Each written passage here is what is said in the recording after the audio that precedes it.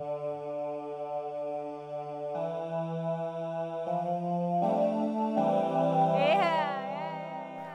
everybody's meant to vibe with each other to make music. Even if you make big records or not, that doesn't mean it's meant for us to connect.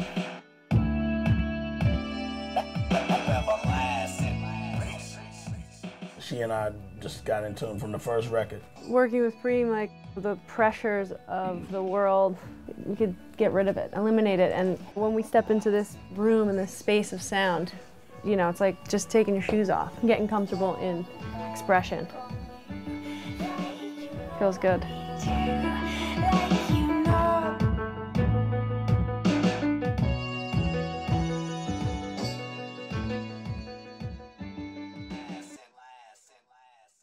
Her name is Torie, Torii, and the I's are little, you know, lowercase, so we call them baby eyes. Singer-songwriter, and a whole bunch of other stuff.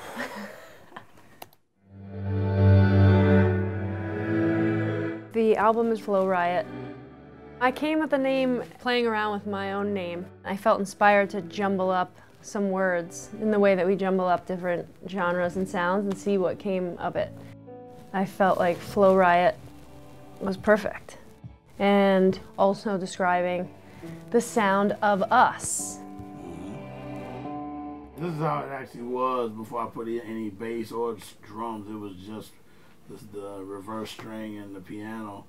And I played with that, and then I was like, I said, give me a few minutes to put a drum to it and put a little vibe, and then that's when the vocals started. It's a variety of styles. I did 90% of the album along with King of Chill, who's actually set the whole vibe of what we did into motion. He's one of my mentors of hip-hop production. And I heard the demos they did, and I just loved the whole approach to it, where it was like, wow, he kind of put a hip-hop style to it, even though she's not a hip-hop artist. There is that, like, you know, hip-hop element and that feel, but it's still very tranquil and ethereal. She plays guitar and drums, so, and she's also in a band. But with the solo stuff, she wanted to just show her range by getting into other things, you know, like any artist does. I could try and love you again. You let me out of me.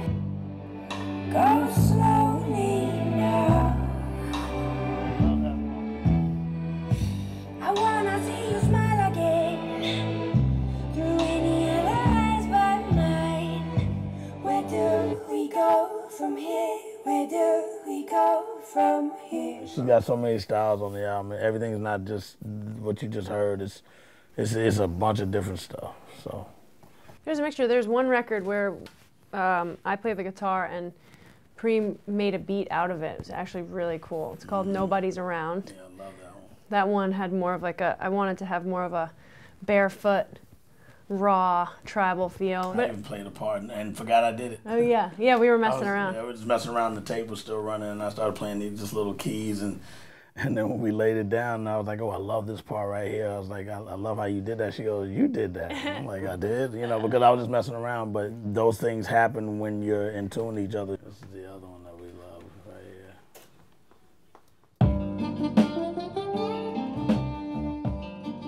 I always feel like you should look like the way your records sound. And she looks like every record. I like when it all goes together. So once I heard just those two demos, I was like, all right, let me see if what I can do in 2 weeks. It turned into an album, which was not the plan. It was just, let's record as much as we can in 14 days.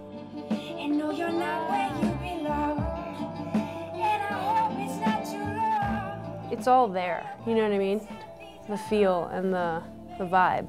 It's been unbelievable. And from every single aspect of it. From the word to the sound to the meaning. I'm really excited to get out there. Go in going, hey, something good's got to come out of this, and that's the challenge. So the only difference is we leave with something that we can live with and say that we're documenting more history into the archives, you know what I'm saying? These are documents. I've seen the last come first. I've seen the first last.